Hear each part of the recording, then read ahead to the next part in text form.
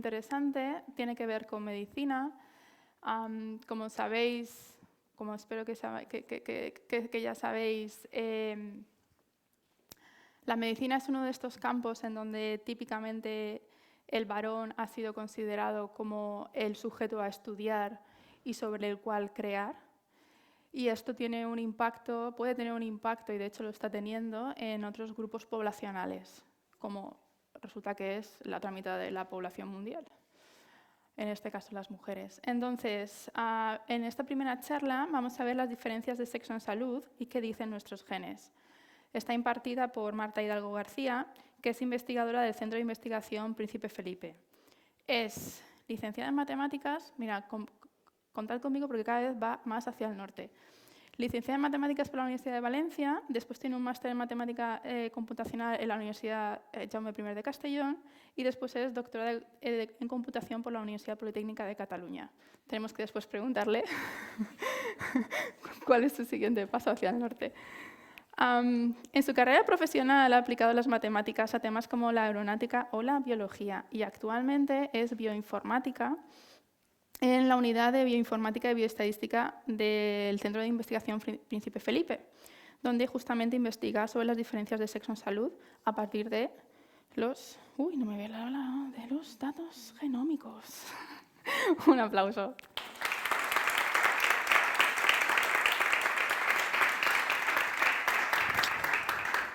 Gracias. Muy bien, bueno, pues buenas tardes. Quería agradecer en primer lugar a la organización de este evento haber contado conmigo para esta charla. Es un honor estar aquí y poder compartir mi trabajo con todos vosotros. Y quería, en segundo lugar, también agradecer a todos los que estáis aquí en persona, porque bueno, las horas que son, el calor que hace, la verdad es que y el concierto de Alejandro Sanz, pues es todo un honor que hayáis venido. Os voy a hablar sobre diferencias de sexo en salud, como ha dicho Emma, y qué dicen nuestros genes sobre ellas. Como seguro que sabéis, también nos lo ha contado, nos ha hecho una pequeña introducción Emma, pero es posible que no seáis del todo conscientes, existen numerosas diferencias de sexo en los ámbitos de la salud. Empezando por la esperanza de vida, que es muy diferente entre hombres y mujeres, pero también tenemos diferentes incidencias de algunas enfermedades, como la osteoporosis, y algunos cánceres. También tenemos síntomas diferentes en muchas enfermedades. ¿Vale? Aquí. Y el ejemplo paradigmático sería pues, el infarto. ¿Vale? Todos sabemos que si notamos una gran presión en el pecho que irradia hacia el brazo izquierdo, tenemos que correr al hospital porque puede que nos esté dando un infarto, pero lo que no sabemos es que esto solo es cierto en los hombres. En el caso de las mujeres, los síntomas son diferentes y más difusos, que incluirían pues, mareo, una gran fatiga de origen desconocido, incluso dolor de barbilla. ¿Vale? Entonces, el hecho de que nosotros no conozcamos estos síntomas hace que no corramos al hospital y que pues, tengamos retrasos, incluso equivocaciones en los diagnósticos y peores pronósticos una vez se ha diagnosticado. A lo largo de la historia, como también nos ha comentado Emma, pues se ha considerado que el patrón humano, digamos el estándar humano, era el estándar masculino, del cuerpo masculino, y que el femenino era como una versión hormonada de este. Eso ha hecho que durante pues, muchísimos años se hicieran diseños experimentales sin incluir mujeres y ha dado lugar pues, a que nosotras tengamos respuestas más severas a algunos fármacos porque las dosis se testan sobre hombres pero no siempre sobre mujeres. También un ejemplo actual es la vacuna de la COVID-19, que cuando se inoculó a la población general se descubrió que causaba desarreglos menstruales a más de la mitad de las mujeres. Esto no se había visto en los diseños, en los estudios previos y es un claro fallo de diseño experimental porque o bien no contaron con mujeres o bien a nadie se le ocurrió preguntar. Ya a partir de los años 90 del siglo pasado pues se empezó a entender que las enfermedades actuaban de diferente manera en hombres y en mujeres y diferentes organismos internacionales como la Unión Europea y la OMS empezaron a instar a los científicos y a los médicos a que incluyeran esta perspectiva de sexo en sus investigaciones. Pues nosotros, bueno, os voy a hablar sobre diferencias de sexo en salud y cómo nosotras intentamos esclarecer dónde vienen, porque muchas veces lo que ocurre es que se sabe que estas diferencias existen, pero no se sabe muy bien qué es lo que está ocurriendo. Nosotros solemos trabajar en colaboración con grupos de investigación que se dedican a alguna enfermedad en concreto que han detectado que existe esta diferencia, pero no saben de dónde viene. Entonces, intentamos entenderlo, ¿no? Bueno, os voy a explicar todo esto, cómo lo hacemos, cómo trabajamos, pero bueno, voy a empezar desde el principio, ¿vale? Entonces, como ha dicho Emma, pues yo soy matemática, estudié el doctorado en informática y después ahora me dedico a la biomedicina, hago estudios sobre datos biológicos, biomédicos, con herramientas informáticas y matemáticas. Y bueno, cuando me preguntan a qué me dedico, pues al final acabo diciendo, bueno, a cosas de genes, ¿vale? Pues eso es lo que os voy a contar, cosas de genes. Vamos a empezar por aquí, ¿vale? Como seguro que recordáis de la época del colegio, pues estamos formados por un montón de células y estas células tienen todas un núcleo donde están los cromosomas. Todas nuestras células tienen los mismos cromosomas, la misma información dentro de este núcleo. En concreto tenemos 23 pares de cromosomas. Se cuentan por pares porque hay 2 de cada tipo, uno que viene de nuestra madre y otro de nuestro padre. Y si cogiéramos estos cromosomas y los estiráramos y viéramos qué es lo que hay en ellos, pues están formados por una cadena muy larga enrollada de ADN, que es una doble hélice, formada por un montón de bases nitrogenadas o nucleótidos. Tenemos en concreto 3.000 millones de pares de bases en nuestros cromosomas. Y estas bases, estos nucleótidos, son la guanina, la timina, la citosina y la adenina, que las conocemos por sus siglas A, C, T y G. Se cuentan también por pares porque siempre, como la hélice está enfrentada, siempre delante de un nucleótido tenemos a su complementario. Y esparcidos por este ADN tenemos 20.000 genes, más o menos, ¿vale? ¿Y qué es un gen? Bueno, pues un gen es un trocito de ADN que es capaz de formar una proteína. El ADN es inmutable, está dentro de nuestro núcleo, inmutable si las cosas van bien, y en principio no sale de ese núcleo. ¿Qué hacemos para formar los genes? Para formar las proteínas. Pues lo que hacemos es lo que haríamos si tuviéramos un libro en una biblioteca de la que no lo podemos sacar, que tiene una receta súper buena que queremos hacer en casa. ¿Qué haríamos? Pues iríamos a la biblioteca, nos apuntaríamos la receta en nuestra libretita, nos iríamos a casa a hacer nuestra receta. Pues la célula hace lo mismo, solo que no tiene libreta, se lo apunta en ARN mensajero, que es lo que se llaman unos trocitos de ARN que sirven precisamente para eso. Salen del núcleo y son capaces de crear una proteína. Las proteínas son las que responden a los estímulos externos de las células y hacen cosas, ¿vale? Son las que se encargan de hacer que la célula pues, interactúe. Bueno, y si todas las células de nuestro cuerpo tienen exactamente los mismos cromosomas, la misma información, ¿cómo es posible que tengamos células tan diferentes en nuestro cuerpo como una célula T, que es un tipo de leucocito que va por la sangre y forma parte del sistema inmune y básicamente se encarga de eliminar a los malos? O la microglía, que es una célula que está en el cerebro y actúa junto con nuestras neuronas para que funcione bien. Pues porque efectivamente el ADN es como un libro, pero no todas las células leen exactamente lo mismo, sino que cada célula leería su capítulo específico. Bueno, y estas son las células así un poco más machuchitas, porque las células millennial entrarían en ProTube y mirarían su canal específico y verían el vídeo 10 tips para hacer tus mejores proteínas, ¿vale?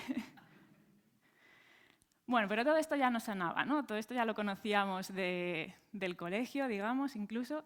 ¿Qué hay de nuevo que ahora ha hecho que estoy segura de que últimamente hayáis escuchado en las noticias un montón los genes, la genómica, etcétera, aparte del coronavirus? Bueno, pues la secuenciación, ¿vale? Desde hace unos años somos capaces de secuenciar el genoma. Secuenciar quiere decir identificar las letras de las cadenas de ADN y de ARN que hemos visto antes. Y desde que se puso en marcha el proyecto Genoma Humano, que empezó a dar resultados en el año 2000, pues la tecnología nos ha permitido secuenciar de forma relativamente sencilla y relativamente barata el ADN. En estos momentos, más o menos por unos 1.000 euros, podemos enviar una muestra a una empresa que en unos días, un par de semanas, nos devuelve información sobre nuestros genes y nos dice qué enfermedades tenemos más probabilidades de desarrollar. Esto es lo que hizo, por ejemplo, pues Angelina Jolie. Y, sí. Y nada, y la secuenciación del genoma pues, ha tenido aplicaciones en innumerables campos de la ciencia y del mundo en general. Por ejemplo, se aplica en ciencia forense, pero también se ha aplicado a historia y es una parte fundamental de la medicina personalizada. La medicina personalizada es un paradigma, digamos, al que intentamos llegar, que sería básicamente lo siguiente. Imaginad que yo tengo una enfermedad y existen diferentes tratamientos para curarla. La medicina personalizada, teniendo en cuenta la información de mis genes y mis características, me diría qué tratamiento es el que me tienen que dar para que me cure lo más rápido posible y con el menor número de efectos secundarios posible. Bueno, es un objetivo súper importante, ¿no? Y aparte de esto, la secuenciación ha sido un desarrollo tan grande de la ciencia y de la técnica que ha necesitado una nueva ciencia a su alrededor, digamos, que es la bioinformática. Es a lo que yo me dedico, que coge un poquito de la biomedicina, biología, y necesita aplicar herramientas informáticas y matemáticas para extraer información de ella. ¿Por qué? Pues ahora vamos a ver por qué. La bioinformática se encarga, entre otras cosas, del estudio de las ómicas. Las ómicas son el estudio de algunas partes biológicas en su conjunto. Las ómicas que tienen que ver, mejor dicho, con los genes, pues son la genómica y la transcriptómica. La genómica se encargaría de estudiar el genoma, todos los genes en su conjunto. La transcriptómica se encargaría de estudiar el transcriptoma de todos los trocitos estos de ARN en su conjunto. Con lo cual, la genómica secuencia el ADN, nos dice qué letras tendríamos en cada posición, digamos, de nuestros cromosomas. Esto, si yo secuencio mi ADN y sé exactamente qué letras tengo en cada posición, pues tampoco me dice gran cosa. Lo importante viene cuando nos ponemos a comparar unas cosas con otras. Hemos sido capaces de crear lo que se llama un genoma de referencia y cuando yo comparo mi genoma contra el de referencia encuentro diferencias. Esas diferencias se llaman mutaciones, tenemos alrededor de unas 10.000 mutaciones cada uno de nosotros, que son los que nos hacen únicos y especiales, ¿vale? Y esto se ha utilizado, pues, como os decía, en multitud de aplicaciones. Una de ellas se utiliza todos los días en diferentes hospitales de este país y de muchos otros para identificar y diagnosticar enfermedades raras. Pero también se ha utilizado para caracterizar poblaciones. Y no solo poblaciones actuales entre, por ejemplo, diferentes continentes, sino a lo largo del tiempo.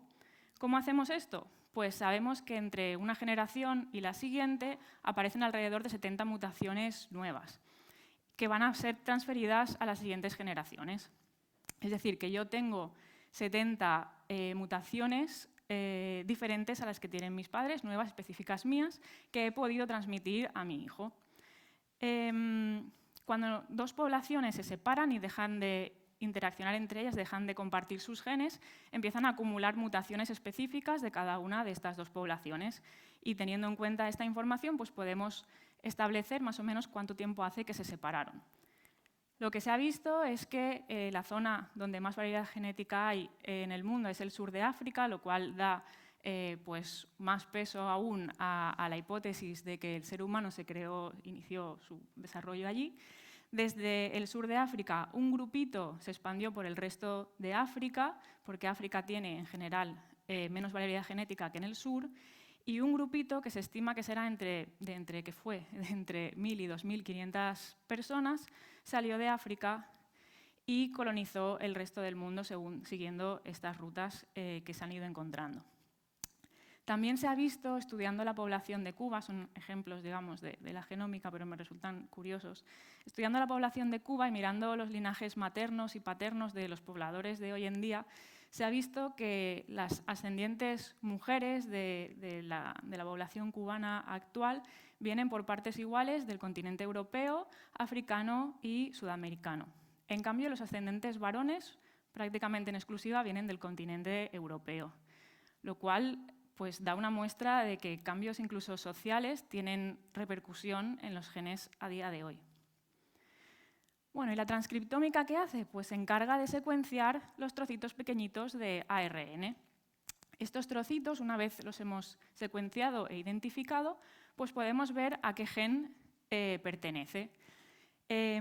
Si contamos cuántos trocitos de estos tiene cada uno de los genes, pues estaremos viendo qué proteínas están intentando hacer, fabricar, cocinar la célula, ¿vale? Y esto nos dará una idea de cómo está respondiendo la célula a lo que le está pasando. Esto de aquí sería un perfil transcriptómico, que es la expresión de cada uno de los genes.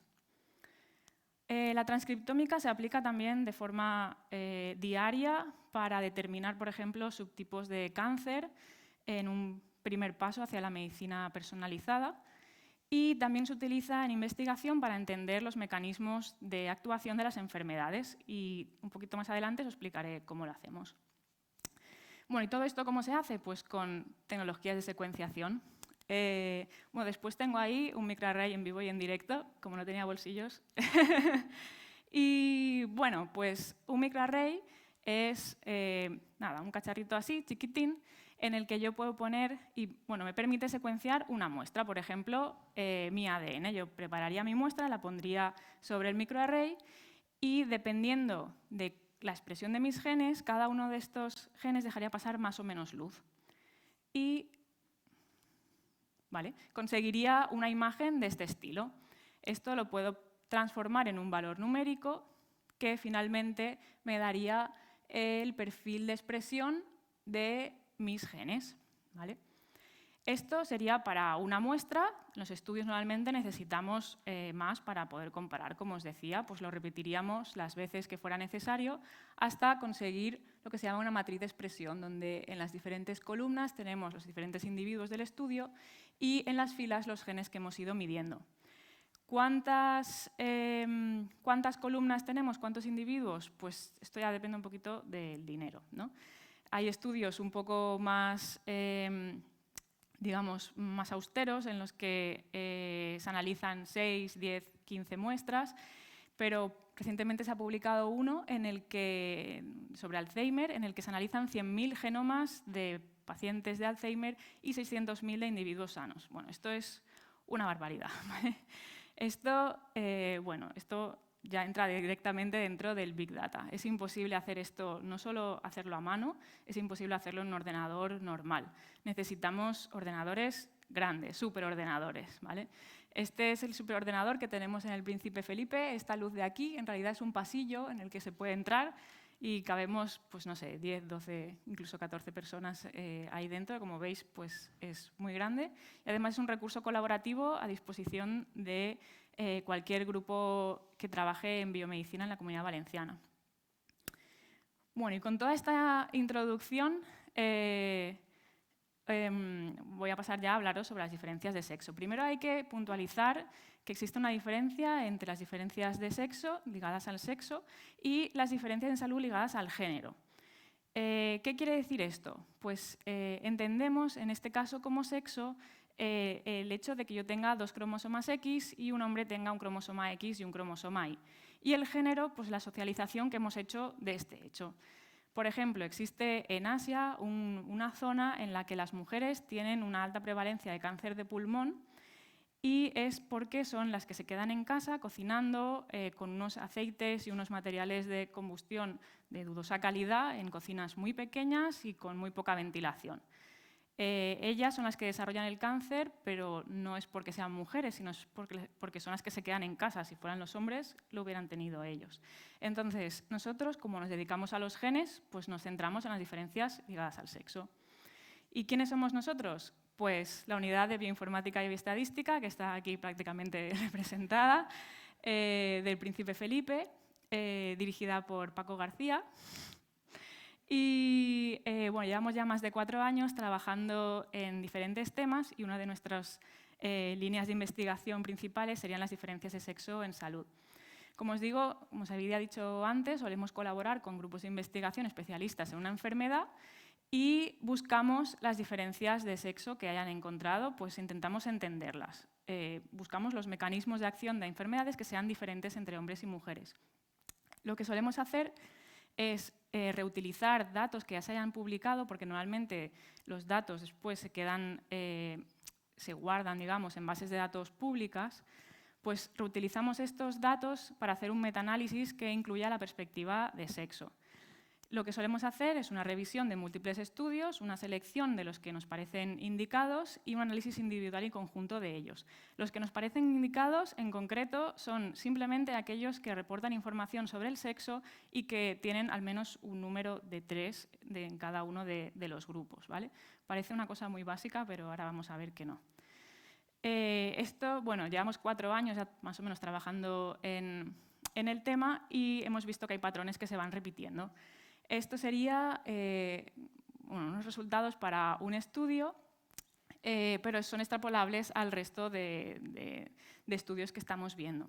En concreto, analizamos 49 estudios de humano y 43 de ratón, y lo que hemos visto es que alrededor del 50% de los estudios ni siquiera reportan la información del sexo de los pacientes o de los individuos.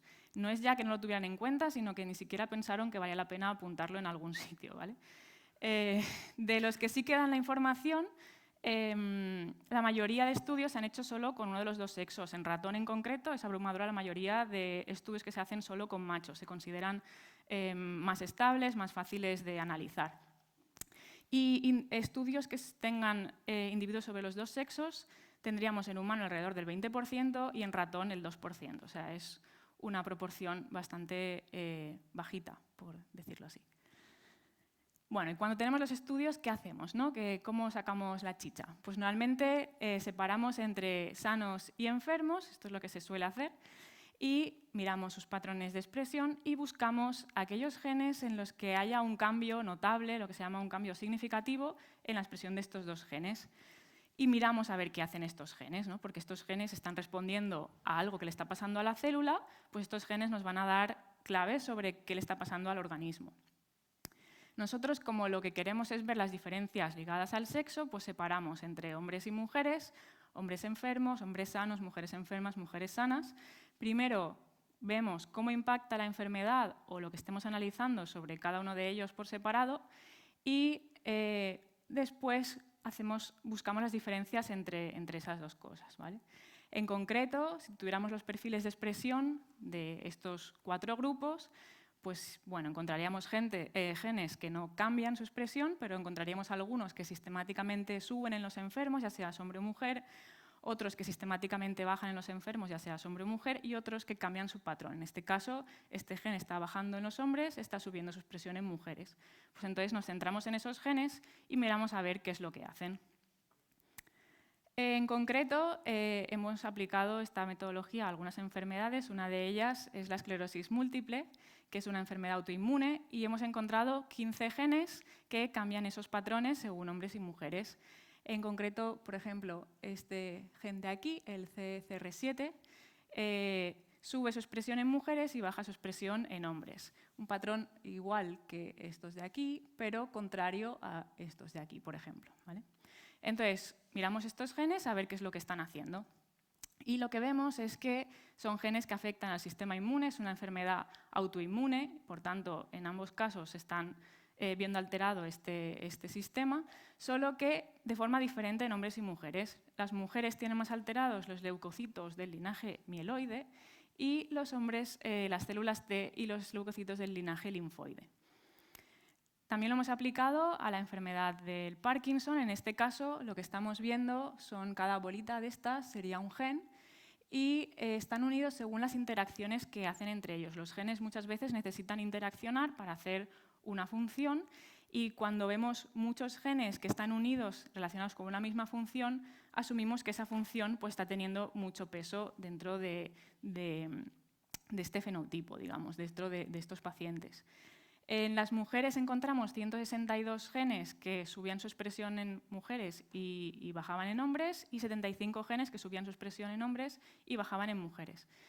Los genes, digamos, relacionados con las mujeres, que subían en mujeres, estaban relacionados con la agregación de proteínas, constituían proteínas neuronales, formaban microtúbulos o estaban relacionados con el metabolismo. Y los de los hombres, digamos los que subían su expresión en hombres, estaban relacionados con la angiogénesis, es decir, con la creación de vasos vasculares y con los metales. Esto quiere decir que las dos enfermedades son diferentes de esta manera, ¿vale? Y también nos hacen pensar, igual que con la otra enfermedad, que digamos la enfermedad es un sitio al que se llega, pero se puede llegar por diferentes caminos. Entonces, si sabemos que las mujeres van por aquí y los hombres van para allá, pues podemos actuar específicamente en cada uno de ellos.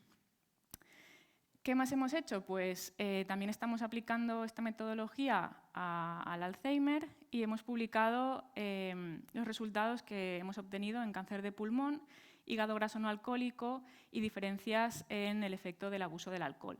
Y también hemos desarrollado esta página web en la que se permite hacer este tipo de análisis a gente que no tiene, o sea, investigadores, muchas veces médicos, que no tienen por qué tener acceso a esta metodología de forma tan clara. Y nada más. En conclusión, pues existen diferencias de sexo en salud y en muchos casos se desconoce su origen y entenderlas pues, nos acercará a la medicina personalizada. Y también es muy importante un cambio de mentalidad, no solo en la ciencia, que también, sino también en la sociedad, para que seamos conscientes de que esto es importante y es buena ciencia hacer y analizar las cosas con este detalle. Y nada más, muchas gracias por vuestra atención.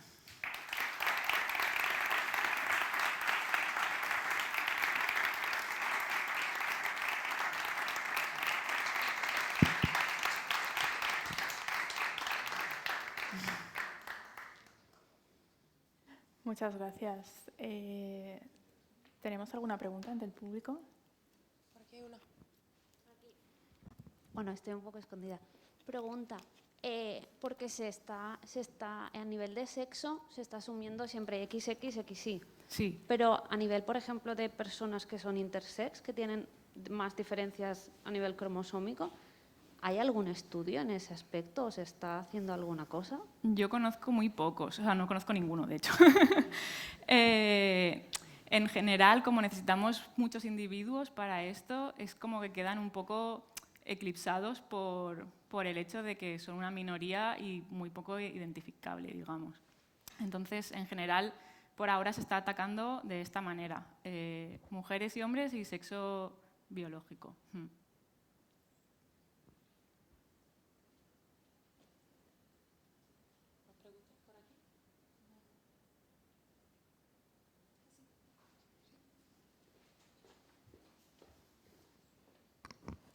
Hola, buenas. Hola. Nada, muchas gracias, súper interesante. Quería preguntar a nivel de, porque entiendo que esta investigación se está realizando, no sé si en el contexto español o en el contexto europeo, y quería preguntar un poco qué nivel de alcance tiene a otros países, especialmente en países en vías de desarrollo, de cómo se publica la información, si todos estos datos se publican en abierto, qué tipos de colaboraciones se dan con otros centros de investigación en otros países que pudieran favorecer a que haya más datos o que haya otros métodos de recolección de la información. Bueno, nosotros sacamos la información de las bases de datos públicas que tienen acceso cualquiera de vosotros podría acceder, descargar estos datos, etcétera.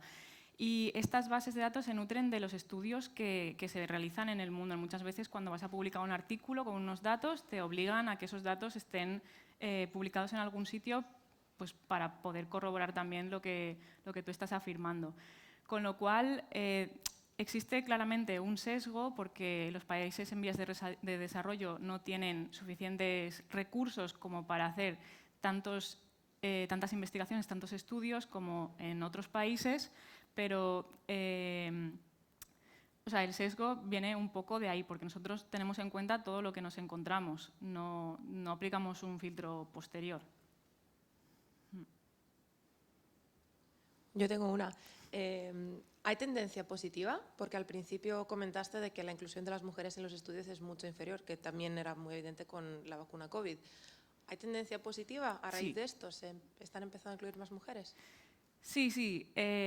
Bueno, sobre todo porque hay un incentivo institucional por parte de la Unión Europea bueno, y de otras, pero dentro de los proyectos de investigación, cuando tú pides un proyecto de investigación, te lo tienen que evaluar y financiar, tiene una serie de puntos, digamos, pues ahora puntúa el hecho de que tengas una perspectiva de sexo. Yo creo que eso está haciendo que un montón de, o sea, tristemente que sea así, pero bueno, por lo menos es así, está haciendo que muchos investigadores pues estén adquiriendo esto poco a poco. Siempre al principio pues parecía que era como el pegote que ponías al final y cada vez está como más integrado dentro de los proyectos el hecho de que hay que tener eso en cuenta. Sí, de hecho, claro, también la estadística que nos sale de prácticamente la mitad de estudios sin información de sexo es porque nosotros recopilamos información desde que están publicados, que pues unos 20 años, que es cuando empezó a haber todo este boom de la secuenciación. Hace 20 años no se tenía mucho en cuenta esta información, ahora cada vez más, con lo cual, con el tiempo, yo creo que este efecto se irá diluyendo o al menos bajando.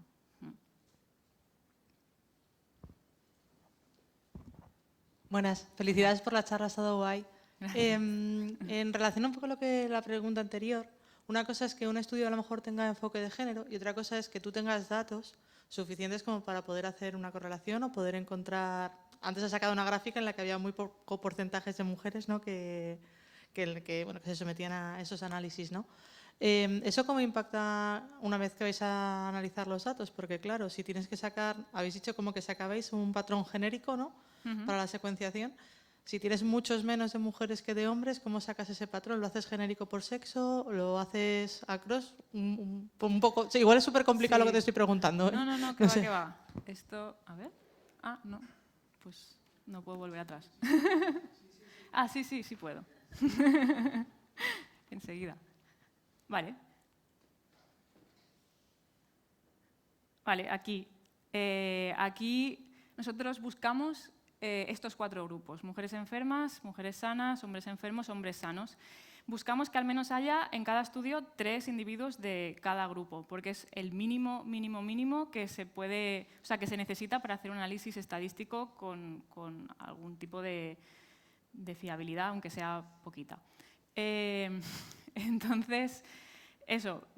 Lo mejor que sería pues, que tuviéramos grupos balanceados, es decir, el mismo número de hombres y mujeres en todos los grupitos, tanto de sanos como de enfermos, y que además ese número fuera cuanto más mejor.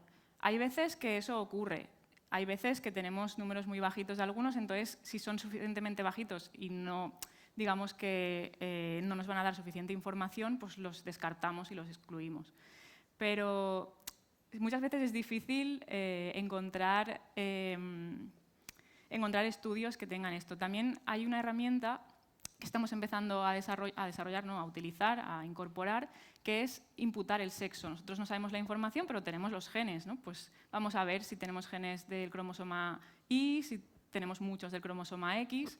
Entonces, existen técnicas que nos permitirían imputar el sexo a los estudios de los que no se sabe.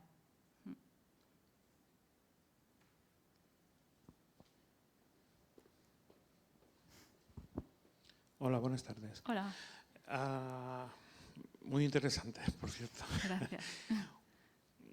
A mitad de charla has comentado que en un estudio en África las mujeres eran las que incidían en el cáncer debido al rol en el que estaban, ¿vale? Entonces me ha surgido la duda ahora, cuando estabas hablando del Alzheimer, y que la enfermedad se ve diferente, tanto en hombres como en mujeres, porque afecta de forma diferente. ¿Se tiene en cuenta también el rol y la situación social, tanto de hombres como de mujeres? ¿Puede estar afectando igual que el cáncer estaba afectando solo a mujeres por su rol? Puede afectar. Lo que ocurre es que son cambios que, digamos, que del género tendrían que pasar al sexo. Es decir, cambios que por el hecho de hacer una actividad ligada a ser mujer o a ser hombre, pero que no tenga que ver con los genes, al final acabe repercutiendo en tus genes. Los genes son difíciles de cambiar. Hay enfermedades que lo hacen, el cáncer lo hace, pero es difícil cambiar cómo funciona una célula en sí misma. No sé si podría darse el caso, lo veo difícil, pero nosotros nos centramos pues eso, en analizar los patrones de los genes.